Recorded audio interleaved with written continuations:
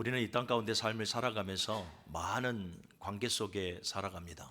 많은 관계 속에 살아간다라는 것은 많은 사람을 거치고 많은 사람들과 함께 더불어서 살아간다라는 것이죠. 우리는 홀로 살아갈 수가 없습니다. 많은 사람들과 살아가요. 그 많은 사람들 중에는 어중이 떠중이도 있습니다. 어중이 떠중이의 사전적 의미가 무슨 말이냐면 다방면에서 모여든 이 탐탁치 않는 무리들을 낮잡아 이르는 말, 이것이 사전적인 의미예요. 우리가 삶을 살아가다 보면 그렇잖아요. 내 마음속에 드는 사람만 있는 것이 아니라 정말로 이 사전적 의미를 담은 어중이 떠중이 이 무리들도 우리가 많이 만나게 되어집니다. 또 우리의 삶 속에 보게 되어지면 참 우리의 인생에 도움이 되어지는 많은 귀인들도 우리가 만나게 되어지고, 또 우리가 본받을 만한 많은 의인들도 보게 됩니다. 반대로 우리에게 해를 끼치고 우리의 인생에 있어 전혀 도움이 되지 않는 악인들도 우리는 만나게 되어집니다. 이 모든 관계가 더불어서 살아가게 되어지는 것이죠. 여러분, 한번 질문하겠습니다. 여러분, 수많은 관계 속에서 우리가 겪었던 그 한 인생, 그 한 사람, 여러분들의 인생 가운데 어떤 사람이 지금 오래 기억에 남아 있습니까? 어떤 사람이 가장 여러분들의 기억에 자리 잡고 있느냐, 이것을 질문하고 있는 것입니다. 어떤 사람은 빚쟁이를 기억할 수도 있습니다. 빚을 진 사람들, 내게 빚을 졌거나 또 내가 빚을 갚지 못했던 사람들. 또 어떤 사람들은 첫사랑을 지금 이 순간에 기억하는 사람들도 있을 것입니다. 예. 웃으시는 분들은 다 그러한 마음들이 있을 겁니다.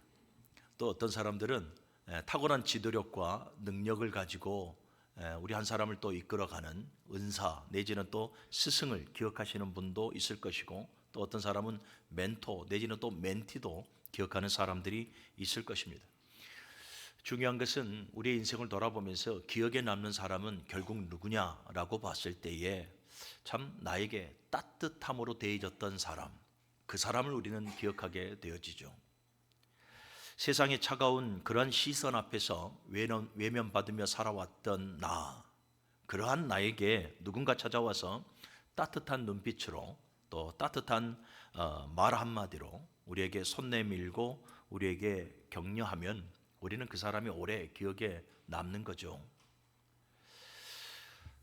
제가 경기도에서 부교육자로 있었을 때에 그 교회를 이렇게 부임해서 딱 가는데 마침 그 교회에 저를 알아보는 사람이 있었습니다. 참 놀라웠습니다. 예, 여자 집사님이었는데 저를 보고 누구누구 목사님 하는 것도 아니고 바로 제 이름을 부르면서 뭐시기야 하는 거예요. 깜짝 놀랐습니다. 누구십니까? 라고 물어봤더니 저희 중학교, 고등학교 동창이라고 말을 하는데 저는 전혀 기억이 나지 않습니다. 왜 그러냐면 저가 학교를 다니지 않는 우리 동창의 친구였거든요. 그러니까 저를 말하니까 저는 모를 리밖에 없었죠. 그런데 그 여자 집사님이 이제 우리 친구라 하면서 저한테 이제 저를 아는 체를 했는데 그 친구가 아는 친구가 제 친구예요. 노량진에서 지금 이렇게 이 가게를 하는 그런 친구인데, 이 친구가 권투를 예전에 했어요. 그래서 같이 운동했던 친구고 해서 제가 기억에 남는데, 그 친구한테 연락을 해서 그 친구가 어느 날 부천으로 좀 넘어왔을 때가 있어요. 그래서 점심시간에 잠깐, 그 친구도 시간이 안 되고 저도 시간이 안 되니까 잠깐 점심시간에 오랜만에, 꽤 오랜만에 만났죠. 만났는데 제가 솔직하게 말했어요. 야, 누구누구야, 나 솔직히 기억이 잘 안 난다. 너하고 같이 운동했을 때는 기억이 나는데 저 집사님은 내가 기억에도 안 나고 너도 사실은 별로 그렇게 크게 기억에 남지는 않다. 반갑긴 한데, 이렇게 말을 했는데 이 친구는 저를 기억하고 있는 거예요. 그래서 뭐 때문에 기억을 하고 있지? 이제 물어봤더니 예전에 제가 그런 적이 있었다라고 말을 해요. 저희가 중고등학교 다녔을 때에 목폴라를 입습니다. 목폴로만 있는 거 있죠. 그리고 목 속 집어넣는 거. 이것을 제가 입고 있다가 이 친구가 되게 가난했거든요. 그래서 그것을 제가 입고 있다가 그것을 벗어줬는가 봐요. 기억에 나질 않습니다만은 그것을 벗어주고 제가 이 사각 도시락면인가 그걸 좀 사줬답니다. 꿀빵이랑 같이. 그것이 그렇게 따뜻했대요. 그러니까 자기는 가난했고 키도 작고 먹을 것도 변변치 않는 그 상황 가운데 제가 어떤 기억이 나는가 기억은 전혀 안 납니다만은 제가 그 목폴라를 벗어주고 꿀빵과 함께 도시락면을 사줬는데 그것이 그렇게 따뜻해서 기억에 남았다라고 저에게 말을 하면서 부천까지 저를 찾아왔더라라는 거죠. 되게 기분이 참 좋았습니다. 저 개인적으로도 잊지 못할 분이 계십니다. 부산에서 하숙집을 하고 있었던 하숙집 아줌마. 제가 정말 힘들고 어려웠을 때 하숙집으로 들어갈 수밖에 없는 상황이 되어졌습니다. 근데 그러한 상황 가운데 이 하숙집 아줌마가 저를 따뜻하게 반겨주셨는데, 그분은 말이요, 지네가 고향이라서 바닷가 사람이 얼마나 셉니까? 제가 여수다 보니까 여수의 아줌마들도 겁나 세거든요. 그런데 이분도 부산 사투리를 쓰면서 엄청나게 말이 세요. 싸우는 것 같아요, 매번 하는 것이. 거기에서 제가 몇 달 이렇게 쭉 있다가 저희 사정을 너무나 잘 아시는 분이기 때문에, 근데 그분이 어느 날 저에게, 제가 좋아하는 음식 중에 하나가 콩비지인데 그 콩비지찌개를 이렇게 해가지고 저에게 밥상을 차려주면서 하셨던 말씀이 아직도 기억에 납니다. 뭐 별 그렇게 큰 말씀은 아닙니다만은 사람 살아가는 세상이 다 그렇다. 이 말씀 한마디, 그 말씀이 정말 엄마의 말씀처럼 다가와서 그 콩비지찌개 하나하나를 뜨는데, 한 숟갈 한 숟갈 뜨는데 정말 눈물로 떴던 기억이 납니다. 그래서 그분을 잊지 못했는데, 얼마 전에는 소천하셨다라는 소식은 접해 들었습니다. 이처럼 우리는 참 우리의 기억에 남는 사람이 있습니다. 누군가 보면 나한 사람에게 따뜻한 눈빛, 따뜻한 말 한마디를 대해줬던 사람. 그래서 그 따뜻한 눈빛 하나, 따뜻한 말 한마디가 나에게 큰 위로가 되어지고 격려가 되어져서 내 삶을 흔들었던 사람, 그 사람들이 우리는 기억에 남는 거죠. 오늘 본문에 보면 36절에 보니까 구브르에서 난 레위족 사람이 있으니 이름은 요셉이라, 사도들이 일컬어 바나바라, 번역하면 위로의 아들이라 하니. 오늘 본문에 보니까 요셉이라 하는 바나바라, 사도들은 바나바라 이렇게 부릅니다. 위로의 아들이요, 또는 격려의 아들이라 라는 이름을 가진 바나바를 보게 됩니다. 이 바나바는 참으로 따뜻한 사람이었습니다. 이 헬라어로 위로의 아들, 이 말이 이 파라클레시스라는 말인데, 이 파라클레시스라는 것이 위로, 권면, 격려라는 말도 있지만 원어적 그 어원을 따라 올라가게 되어지면 온기, 따뜻함 이런 의미도 가지고 있어요. 이 파라라는 의미가 곁에서라는 의미거든요. 곁에서. 그러니까 이 곁에서라는 의미는 뭐냐면 부부 가운데 부부들끼리 느낄 수 있는 체온을 말하는 거예요. 따뜻한 온기. 그러니까 이걸 의역하면 곁에서 따뜻함을 전해주는 사람, 이렇게 말이 되어져요. 그러니까 위로자라 하면 여러분, 우리가 말로만 위로하는 것이 아니라 정말로 그 사람의 심정을 이해해서, 그 사람의 심정을 공유해서 내 마음으로 따뜻하게 전해주는 것, 이것이 여러분 참된 위로요, 격려인 줄 믿으시기를 바랍니다. 그러니까 여러분, 바나바는 여러분 따뜻한 사람이었다라는 거예요. 여러분, 바나바를 보면 예수님의 12제자나 사도 바울처럼 사역에 있어서 그렇게 크게 두각을 나타낸 인물도 아닙니다. 아주 짧게 성경에 소개가 되어지고 있죠. 물론 안디옥 교회를 세워 나아가는 데 있어서 사도 바울과 함께 1년 동안 말씀을 가르치고 안디옥 교회를 세워 나아가는 그런 중추적인 역할을 한 인물임에는 틀림없습니다만은, 예수님의 12제자나 사도 바울이나 여기에 비했을 때는 그 사역에 있어서도 크게 두각을 나타낸 인물도 아니고, 또 능력에 있어서도 어떤 커다란 그러한 업적을 남긴 인물도 사실은 아닙니다. 그럼에도 이 성경에서 이 바나바를 기록하여 오늘 우리에게 이 바나바의 삶을 묵상케 하게 하심은, 여러분, 초대교회를 건강하게 만들었던 따뜻한 영성이 있었던, 따뜻한 마음이 있었던 사람이기 때문에 오늘 성경에 기록해서 우리로 하여금 묵상하게 하는 줄로 믿습니다. 바나바가 행했던 일들을 한번 볼까요? 어떤 일들이 있는가 보면은, 바나바는 그 이름의 뜻대로 많은 사람들에게 위로를 주는 따뜻한 사람이었습니다. 바라기는 우리 무릉교회 모든 성도들이 많은 사람에게 위로를 주는 따뜻한 사람이 되어지기를 간절히 소원합니다. 처음에 제가 구호를 외치고 하려고 했었는데 까먹어버린 것 같습니다. 자, 행복한 교회, 평안한 교회, 따뜻한 교회, 꼭 그렇게 이루어지는 아주 행복한 교회 되어지기를 간절히 소원합니다. 여러분, 바나바가 그래요. 초대교회에 그렇게 큰 능력, 그렇게 두각된 인물은 아니었지만 초대교회를 건강하게 만드는 그러한 따뜻한 마음, 따뜻한 영성을 가진 사람이 바로 바나바였다. 그가 행한 일을 보니까 많은 사람들에게 위로를 주는 따뜻한 사람이었다는 것을 보게 되어져요. 차가운 충고와 차가운 비판을 했던 것이 아니라 항상 따뜻하게 사람을 위로하고 격려해 주는 사람이었더라라는 거죠. 초대교회 상황을 한번 묵상해 볼까요? 초대교회 상황을 보게 되어지면 여러분, 초대교회는 평안한 공동체가 될 수가 없었죠. 예수 그리스도를 믿는 그 이유만으로 엄청난 핍박을 받았고요. 또 재산을 몰순당한다든지 사회에서 상당한 불이익을 당했기 때문에 가난할 수밖에 없었습니다. 또 오늘, 내일, 어제 계속해서 날마다 보게 되었지만 예수 믿는 사람들이 핍박을 받고 예수 믿는 사람들이 불이익을 당하고 더 나아가서 예수 믿는 사람들이 죽어나간단 말이죠. 그러니까 얼마나 두렵고 공포스러웠겠습니까? 초대교회 상황이 그래요. 다른 말로 말하면 온 성도들이 다 상처투성이었다라는 거죠. 그런데 그 상처투성인 그 공동체 안에서 바나바의 역할이 얼마나 컸겠습니까? 그 상처투성인 공동체를 위로하고 영적인 분위기를 따뜻한 분위기로 만들어가는 인물, 그가 바나바였다. 할렐루야. 교회 공동체 안에서 정말로 나은 사람이 여러분 따뜻한 온기를 전하면 영적인 분위기가 바뀝니다. 따뜻한 영적인 분위기로 교회는 더욱더 평안하여 든든히 세워져 갈 줄로 믿습니다. 여러분, 바나바는 단순히 말 한마디로 사람을 격려하지 않았습니다. 실제적으로 사람을 격려하고 사람을 세워 나아갔습니다. 위로했습니다. 우리 37절의 말씀을 볼까요? 같이 읽어봅시다. 시작. 그가 밭이 있음에 팔아 그 값을 가지고 사도들의 발 앞에 두니라. 아멘. 여러분, 바나바는 그 상처투성인 공동체에게 말로만 야 우리가 힘냅시다, 우리가 잘 한번 해봅시다 말로만 했던 것이 아니라 그 상처투성인 사람들, 그 공동체에게 자신의 밭을 팔아서 사도들의 발 앞에 두었다라고 말을 하고 있습니다. 이게 무엇입니까?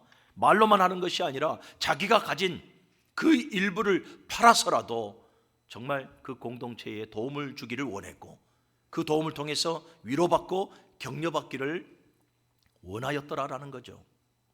여러분, 신앙의 삶은 언제나 실제여야 합니다. 말보다.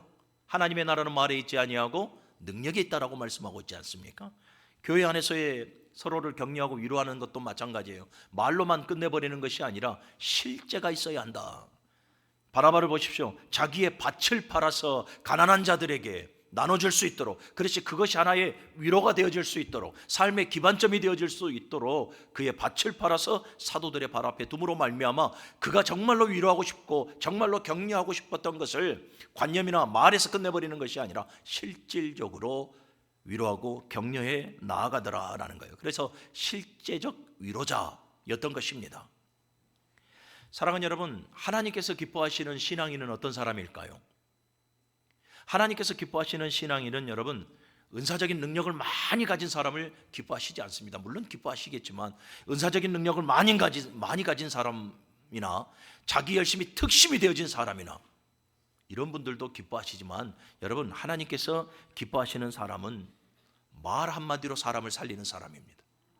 말 한마디로, 눈빛 하나로, 표정 하나로, 그리고 그의 삶으로 사람을 살리고 그한 사람을 위로해 주는 사람을 하나님께서는 기뻐하시는 줄로 믿으시기를 바랍니다. 할렐루야. 사랑하는 여러분, 교회에 필요한 사람은 차가운 시선으로 비판하고 충고하고 권면만 하는 사람이 아니라 진짜로 교회에 필요한 사람은 위로하고 또 격려해서 그한 영혼을 세워 나아가는 사람, 그 사람이 교회 공동체 안에 더욱더 필요하다. 또 바나바가 행한 일이 무엇입니까? 사도행전 9장을 보게 되어지면 사울이 제사장에게 예수 믿는 사람을 잡아오게 가두려고 공문을 가지고 다메섹으로 내려가다가 누구를 만납니까? 예수님을 만납니다. 사울아 사울아, 누구십니까? 네가 핍박하는 예수라. 예수를 만나게 되어지고 그 순간 어떻게 되어집니까? 하늘에서부터 강력한 빛이 그를 쐐므로 말미암아 눈이 멀어지고 그는 직가에 가게 되어지고 하나님께서 아나니아를 그쪽으로 파송시키시죠. 그리고 아나니아를 통해서 안수할 때에 그가 성령의 충만함을 받고 비닐이 벗겨지게 되어집니다. 완전히 예수의 사람으로 완전히 변화되어지는 것이죠. 성령이 충만한 사울은 이후로 어디로 올라가게 되어집니까? 예루살렘으로 올라가지 않습니까? 예루살렘에는 누가 있어요? 예루살렘 교회 공동체가 있는데 그 무리 가운데로 사울이 들어가게 됩니다. 그러면 여러분들의 입장에서 지금 얼마 전까 며칠 전까지만 해도 스데반 집사를 돌로 쳐서 죽이는데 앞장섰던 인물이고 공문을 받아서 예수 믿는 사람을 잡아 가두려고 했던 그 인물이거든요. 그런데 그가 지금 변화되어졌다고 공동체 안에 들어왔어요. 그러면 예루살렘 공동체 입장에서는 어떻게 하겠습니까? 야, 저 사람이 변화되었으니까 봐라, 얼마나 감격하냐, 변하지 못할 사람이 없을 것이다, 이렇게 환영하고 받들었겠습니까? 아니, 모두가 다 의심했을 것입니다. 모두가 다, 야, 정말 저 사람이 변화되어졌을까? 정말 저 사람이 예수 만났을까? 아니면 지금 우리를 속여서 우리를 한꺼번에 전부 다 일망타진하려고 지금 저러고 있는 것은 아닐까? 사람들이 의심하고 두려워했더라라고 말을 하지 않습니까? 이럴 때에 누가 등장합니까? 바나바가 등장하잖아요. 그래서 사울을 믿어줍니다. 그리고 그 사울을 변호해 주더라라는 거예요. 사랑하는 여러분, 그래서 바나바는 사람을 믿어주고 세워주는 따뜻한 사람이었다라는 거예요. 어느 누구도 사울에게 가까이 가기를 두려워했고 어느 누구도 사울을 변호해 주지 않습니다. 그런데 바나바가 사울을 이 예루살렘 공동체 안에서 변호해 주고 그를 믿어주고 이 예루살렘 공동체와의 가구 역할을 해줌으로 말미암아서 이 사울을 하나님 앞에 쓰임받는 복음의 일꾼으로 세워 나아가더라라는 거죠. 그 중추적인 역할을 누가 감당하고 있었더라고요? 바나바가 감당하고 있었더라라는 것입니다. 뿐만 아니라 안디옥 교회에서 이제 예루살렘 교회가 스데반의 일로 완전히 무너져 버렸지 않습니까? 그래서 이 디아스포라들, 그 두려움 앞에 흩어졌던 디아스포라들이 이제 지금의 튀르키예 지역이죠, 안디옥으로 가서 그곳에서 복음을 전하고 안디옥 교회를 세워 나아갑니다. 이럴 때에 예루살렘 교회가 누구를 파송합니까? 바나바와 사울을 파송하는데, 전승에 의하면 바나바를 파송했을 때 바나바가 그가 믿어줬고 세워줬던 그 사울을 함께 데리고 안디옥으로 갔다라고 말씀을 하고 있습니다. 그러니까 결국은 사도 바울의 이 복음의 시작점은, 그 시작점을 맞이하려고 하나님께서는 바나바를 세우셨고 바나바를 지금 사울에게 붙여주셨고, 바나바는 사울을 믿어줬고 사울을 세워 함께 사역해 나아갔더라라는 거예요. 한 사람을 믿어주고 기다려주고 그 한 사람을 세워주는 그 역할을 했던 위로자가 바로 바나바였더라. 사울뿐만이 아니죠. 바나바는 언제나 그렇습니다. 1차 전도 여행 때 사도 바울과 함께 마가를 데리고 전도 여행을 가지 않습니까? 그런데 마가가 복음의 현장이 녹록지 않은 것을 알아요. 힘들고 지쳐요. 그래서 돌아와 버립니다. 그리고 이후에 2차 전도 여행을 갈 때에 사도 바울이 마가를 데리고 가지 않으려고 합니다. 왜 그러냐면 사도 바울은 일 중심이거든요. 굉장히 추진력이 있어요. 얘를 데리고 갔다가는 또 복음의 현장은 전하고 동일할 건데 얘가 또 이러한 상황을 맞닥뜨렸을 때에 또 돌아가 버리면 어떻게 되겠느냐. 그러면 함께했던 모든 사람들도 의기소침할 것이고 힘이 빠질 것 아니냐, 이런 의미겠죠. 그래서 마가를 데리고 가지 않으려고 합니다. 그런데 이때에 바나바가 어떻게 합니까? 그러지 말고 데리고 가자. 한 번 더 기회를 주자. 할 수 있다. 마가를 끝까지 세우려고 합니다. 이 일로 인해서 사도 바울과 크게 다툼이 일어나게 되어지는 아쉬움이 좀 있었기는 합니다만은, 바나바는 이처럼 사람을 믿어주고 기다려주고 그 한 사람을 끝까지 세워주는 그러한 진정한 위로자요 격려자였다라는 것을 잘 우리가 알게 되는 것이죠. 참으로 따뜻한 사람이 아닐 수가 없었더라라는 것입니다. 무엇보다도 바나바는 예수님을 생각나게 하는 사람이었습니다. 무엇보다도 바나바의 그 따뜻한 마음과 그 따뜻한 삶은 예수 그리스도를 본받아 나온 것이었습니다. 할렐루야. 바나바를 보면 예수 그리스도가 생각이 날 수밖에 없죠. 사랑하는 여러분, 우리 예수님께서도 그 한 사람을 비판하고 정죄하지 않으셨습니다. 어느 누구도 비판하고 정죄하지 아니하시고 상처 입은 자들을 예수님은 위로하셨습니다. 모든 인류를 향한 최고의 위로의 말씀이 무엇입니까? 수고하고 무거운 짐진 자들아 다 내게로 오라. 내가 너희를 쉬게 하리라. 여러분, 이보다 더 큰 위로의 말씀이 어디가 있습니까? 그리고 이 위로의 말씀을 실질적으로 이루시기 위해서 십자가 위에서 죽으신 것입니다. 그래서 예수 그리스도를 믿는 사람들은 이젠 더 이상 죄와 사망이라는 그 절망 속에서 고통받는 것이 아니라 그 십자가의 은혜와 그분의 사랑으로 말미암아서 위로받고 격려받고 새 힘을 받고 소망 가운데 살아가게 되는 것입니다. 또 예수님을 보십시오. 예수님은 세상이 버린 그 사람들을 끝까지 믿어주고 끝까지 기다려주고 그 한 사람들을 세워 가셨습니다. 성경에 나오는 사람들을 보십시오. 세리나 죄인들, 이 모든 사람들을 예수님께서는 어떻게 합니까? 사람이 천시하고 사람이 믿어주지 아니하고 사람이 버려버린 그 사람들을 예수님께서는 찾아가셨고, 예수님만이 가지고 계시는 그 신령한 수사법을 가지고 그 한 사람 한 사람 그 마음의 말씀을 던져주심으로 말미암아 그 한 사람을 위로하고 세워 나아가셨습니다. 그리고 예수님의 제자들을 보십시오. 예수님과 함께 3년 반 동안 동고동락했던 그들, 천국을 선포하고 하나님의 말씀을 파싱하여 가르쳐 주셨던 예수님, 표적과 기적을 통해서 하나님의 아들 되심을 보여주셨던 그 예수님, 그 예수님을 잘 따르던 제자들이 예수 그리스도의 십자가 앞에서 모두가 다 예수님을 등진 채 떠나가 버리고 말지 않습니까? 배신한 거죠. 그런데 거기서 끝나버린 것이 아니에요. 예수님께서 3일 후에 죄와 사망의 권세를 이기시고 부활하셨습니다. 그 부활하셨다라는 그 소문을 듣고 보고 어떤 제자는 이 옆구리의 창자국을 손으로 만진 바도 되지 않았습니까? 부활하신 예수 그리스도를 따라다녀야 하고 더욱더 섬기고 그분의 뜻을 이루는 데에 동참해야 될 제자들, 부활하신 예수님을 등진 채 그들의 삶의 현장으로 모두가 떠나버린 것을 우리는 또 성경을 통해서 증거받고 있지 않습니까? 그런데 보십시오. 예수님은 당신을 배신한 그 제자들을 외면하지 않았습니다. 우리네 생각으로는 이제 좀 이왕지사 제대로 끝나버렸으니까 배신하지 않을 것 같은 사람을 다시 좀 골라서, 가난하지 않은 사람을 좀 다시 좀 골라서 열심히 특심이 되어서 예수와 함께 하나님의 나라를 세워갈 사람을 다시 좀 골라서 제자 삼아 일을 진행하면 참 좋겠다 싶은데, 예수님을 배반한 그들을 버리시지 않았습니다. 끝까지 그들을 믿어주셨고 끝까지 그들을 참아주셨고 끝까지 그들에게 져주셨고 끝까지 그들을 세우셨습니다. 예수님을 배신하고 바닷가에서 헛금을질하고 있는 그 제자들에게 예수님께서 찾아가 주셔서 조반을 차려주시고 하시는 말씀이 네가 나를 사랑하느냐 사랑하느냐 사랑하느냐, 끝까지 믿어주시는 거죠. 그리고 끝까지 기다려주시는 예수님, 그리고 그들에게 무엇을 주십니까? 사명을 주시잖아요. 내 양을 먹이라, 내 양을 먹이라, 내 양을 먹이라. 끝까지 믿어주고 끝까지 기다려주고 끝까지 그들을 세워주신 예수 그리스도, 그분을 보게 되는 거죠. 누구를 통해서요? 바나바를 통해서. 우리 한 사람을 통해서 예수를 보일 수 있다면 여러분, 그 한 사람의 신앙은 승리하는 신앙이 아닌가, 이렇게 생각해 봅니다. 사랑하는 여러분, 우리가 기억해야 할 것이 있습니다. 사람을 무너뜨리기는 매우 쉽습니다. 내 눈빛 하나로, 내 말 한마디로, 내 삶으로 그 한 사람을 무너뜨리는 것은 너무나 쉬운 것 같아요.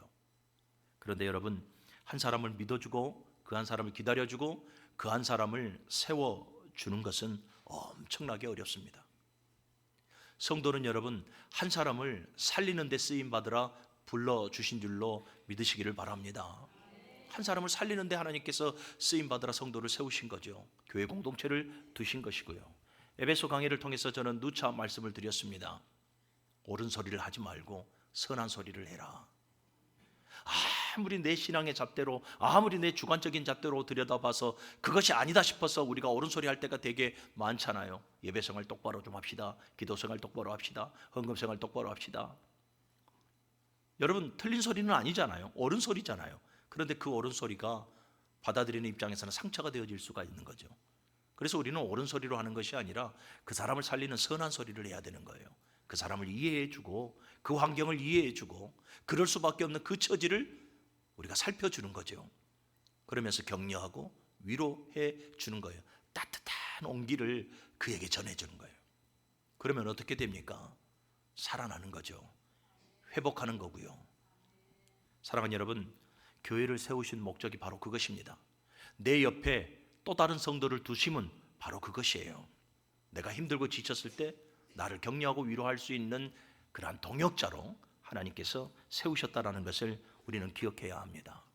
그래서 여러분, 내 눈빛 하나, 내 말 하나, 표정 하나, 그 한 사람을 살리는 데 쓰임받을 수 있는 우리 모두가 되어질 수 있기를 주님의 이름으로 간절히 축원합니다. 여러분, 이처럼 바나바가 따뜻한 마음으로 위로자가 된 데에는 그냥 그의 성품만으로, 그의 성품의 기질만으로 되어진 것은 아닙니다. 우리 한번 따라합시다. 변화입니다. 예수 그리스도를 진짜 만난 것이지요. 그 한 사람이 가지고 있는 성품과 기질로는 여러분, 많은 사람들을 위로하고 격려하고 그 사람을 세울 수는 없습니다. 우리같이 불완전한 존재가 아무리 성품이 좋다고 해서 그 한 사람을 살릴 수 있겠습니까? 우리도 감흥에 이리 치우치고 저리 치우치는 존재들인데, 바나바가 예수를 만난 거죠. 예수를 만났을 때 그가 전인적 변화가 찾아오는 거예요. 우리의 모든 지정의에서 변화가 찾아와요. 예수를 만나고 변화가 되어지니 사랑하는 여러분, 그가 참된 위로자가 되어졌고 참된 격려자가 되어졌고 사람을 살리는 자가 되어졌음을 믿으시기를 바랍니다. 좀 더 구체적으로 우리가 성경을 보면 오늘 보면 37절의 말씀만 봐도 그렇습니다. 그가 밭이 있음에 팔아 그 값을 가지고 사도들의 발 앞에 두니라. 아멘. 여러분, 이 37절의 말씀만 보면 무엇이 떠오르는 생각이 납니까? 믿음이 성장하고 성숙한 바나바를 볼 수가 있어요. 보십시오. 모두가 다 자기의 것을 쥐려하고 자기의 것으로 삼으려 하고 자기의 부를 축적해 나아가려고 할 때에 이 바나바는 어떻게 합니까? 그 교회 공동체를 위해서 자신의 소유를 팔았더라라는 거예요. 그 의미가 무엇입니까? 이 현세의 삶에 안주하지 아니하고 그는 하나님의 나라를 꿈꿨다라는 거예요. 교회 공동체가 무엇입니까? 하나님의 나라예요. 그 하나님의 나라를 위하여서 자신이 가지고 있는 자신의 모든 소유를 팔아. 여러분, 이것은 믿음으로밖에 설명되어지지가 않는 것입니다. 그에게 믿음이 있으니 그가 정말로 큰 믿음, 성장한 믿음, 보다 더 성숙한 믿음을 가지고 있었으니 하나님의 나라를 위해서, 교회 공동체를 위해서 그가 가지고 있는 세속적인 모든 것을 팔아 나아갈 수가 있었던 것이죠. 예수 그리스도를 진짜 만난 사람은 여러분, 믿음이 이처럼 성장하게 되어지는 거예요. 또 사도행전 11장 23절과 24절의 말씀을 보면, 특별히 23절의 말씀을 보면 이 바나바가 안디옥으로 내려갔을 때에 이렇게 말합니다. 그가 하나님의 은혜를 보고 기뻐하였더라. 성령이 충만했던 사람, 11장 23절의 말씀을 보면 성령과 믿음이 충만하고 칭찬을 받았다라고 말을 하고 있지 않습니까? 그러니까 여러분, 바나바는 성령이 충만했던 사람이에요. 믿음도 충만했던 사람이에요. 우리가 여기서 깨달아야 되는 것이, 성령이 충만한 사람은, 믿음이 충만한 사람은 그 사람의 단점과 약점을 보는 것이 아니라, 그 사람의 흠을 보는 것이 아니라 하나님의 은혜를 보고 기뻐하는구나. 안디옥으로 내려갔을 때 여러분, 기뻐할 만한 것이 뭐가 있겠습니까? 상처투성이잖아요. 예루살렘에 이 스데반 집사가 죽어나가는 것을 보았잖아요. 그리고 예수 믿는 것으로 말미암아 얼마나 불이익이 있는가를 그들이 몸소 경험했잖아요. 그들이 안디옥에 나와서 복음을 증거합니다마는 자랑할 만한 것이 무엇이 있었습니까? 바나바가 와서 보니까 사람의 눈으로 보면 정말로 상처투성인 공동체였을 것입니다. 그런데 여러분, 바나바는, 성령이 충만하고 믿음이 충만했던 바나바는 그 안디옥에 모여있는 사람들의 상처만을 본 것이 아니에요. 하나님의 은혜를 보고 기뻐하는 거예요. 하나님의 은혜가 저들에게 부어지면 이것은 선교의 전초기제가 될 것이고, 하나님의 은혜가 저들에게 부어지면 저 한 사람이 다시 한 번 더 소생하여 살아나게 될 것이다. 사랑하는 여러분, 믿음이 충만하십시오. 성령으로 충만해서 그 한 사람의 단점과 약점과 그 한 사람의 흠을 보지 말고 하나님의 은혜를 보십시오. 그를 향한 하나님의 은혜를 보고 여러분들이 기뻐할 수 있는 그러한 영성의 있기를 주님의 이름으로 축복합니다. 우리가 믿음으로 충만하지 못하고, 더 나아가 성령으로 충만하지 못하니까 그 한 사람을 볼 때에 그 한 사람의 약점이 보이고 흠이 보이는 거죠. 그런데 내가 성령으로 충만하면 그 한 사람을 향한 하나님의 은혜가 보이는 거죠. 그래서 그 한 사람이 존귀하게 보이는 것이고 보배롭고 보이는 것이고, 하나님의 은혜가 있기에 그 한 사람을 향한 기대가 생기는 거죠. 사랑하는 우리 문흥제일교회 모든 성도 여러분, 변화입니다. 또 11장 24절에 보니까 스데반은 착한 사람이었더라 이렇게 말을 하죠. 이 착한 사람이라는 의미는 뭐냐면 선하다라는 의미도 있고 부드럽다라는 의미도 있어요. 그러니까 다른 말로 말하면 인격적으로도 매우 성숙한 사람이었다라는 것을 잘 알 수가 있습니다. 여러분, 인격적으로 성숙한 사람, 성령으로 충만했죠. 믿음도 굉장히 성숙한 믿음을 가지고 있었죠. 인격적으로도 매우 훌륭한 사람이었죠. 이러한 사람은 여러분 언제나 자기보다 남을 낮게 여기는 사람입니다. 우리가 오늘부터 또 새벽에 암송해야 될 말씀이 이 빌립보서 2장 3절의 말씀 아니겠습니까? 아무 일에든지 다툼과 허영으로 하지 말고 오직 겸손함으로 남을 나보다 낮게 여기고. 여러분, 이 사람이 바로 믿음이 성숙한 사람이고 성령이 충만한 사람이고 인품이 모든 사람이 봤을 때 인정받을 만한, 칭찬받을 만한 성숙한 인품을 가진, 인격을 가진 사람이에요. 사랑하는 여러분, 우리 영적인 실력을 우리는 무엇으로 표현해야 할까요? 막 은사를 많이 받아서 열심을 내서 이것으로 우리의 영적인 실력을 내는 것 아닙니다. 한 성도의 이 영적인 실력은 사랑하는 여러분 인격으로 나타나게 되어져 있다는 것을 기억하시기를 바랍니다. 왜 그렇습니까? 영적인 실력은 누가 키워주는 것입니까? 하나님께서 키워주시는 거거든요. 내가 변화되어질 때에 우리의 영적인 실력이 더욱더 쌓아져 가는 것이거든요. 그런데 우리가 영적으로 실력이 있다라고 말할 때는 여러분 여러 가지 은사적인 면이나 열심만 가지고 하는 것이 아니라 그 한 사람의 인격을 통해서 나타나는 거거든요. 변화라고 하는 것이 뭡니까? 전인적 변화예요. 나의 생각에서, 나의 말 한마디에서, 나의 행동거지 하나하나에서 변화되어지는 것. 그래서 우리가 영적인 실력을 나타낼 때 야, 저 사람 정말로 큰 믿음을 가진 사람이다. 야, 저 사람 날마다 성령으로 충만한 사람이다 라고 인정할 때는 무엇을 보고요? 그 한 사람의 인격을 보는 거죠. 우리 문흥교회교회 모든 성도들이 스데반과 같이 정말로 성령으로 충만하고 또 믿음도 더욱더 성장하고 누가 보더라도 인품이나 인격적으로도 훌륭하여서 영적인 실력을 갖춘 우리 모든 성도들이 되어줄 수 있기를 주님의 이름으로 간절히 축원합니다. 말씀을 정리합니다. 사랑하는 여러분, 하나님께서 스데반을 기뻐하셨던 것처럼 오늘 저와 여러분들을 향해서 하나님께서도 원하시는 것이 있습니다. 그 기대하시는 것은 저와 여러분들도 누군가를 위로해 줄 수 있는, 누군가를 따뜻하게 대해 줄 수 있는 그러한 위로자가 되어지기를 원한다. 여러분들이 이 말씀을 기억하시고 예수님처럼 또는 스데반처럼 따뜻한 마음의 소유자가 되어져서 누군가를 살리는 데 귀하게 쓰임 받을 수 있는 우리 모든 성도들이 되시기를 주님의 이름으로 축원합니다.